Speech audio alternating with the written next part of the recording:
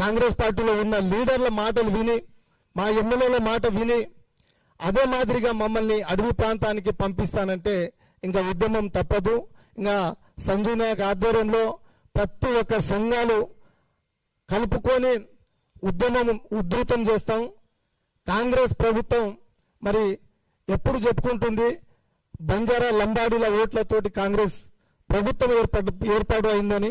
మరి అటువంటి మా లంబాడి జాతి కాంగ్రెస్ ప్రభుత్వంలో భాగస్వామిగా మీరు గుర్తించినప్పుడు మా దైవాన్ని కూడా మీరు ఇక్కడ హైదరాబాద్ పరిసర ప్రాంతంలో ఏర్పాటు చేయాలి. మరి ఈరోజు చూస్తూ ఉన్నాం అంబేద్కర్ విగ్రహం ట్యాంక్ బండ్ పక్కన ఉంది, ప్రతి ఒక్క విదేశీయులు చూస్తున్నారు. మరి అటువంటి మా సేవలాల్ మహారాజ్ని హైదరాబాద్ ప్రాంతంలో ఏర్పాటు చేస్తే మరి బిర్లా మందిర్ని చూసినట్టు, చార్మినార్ని చూసినట్టు, అంబేద్కర్ విగ్రహాన్ని చూసినట్టు మా సేవలాల్ మహారాజ్ని చూసి విదేశీయులు కూడా మా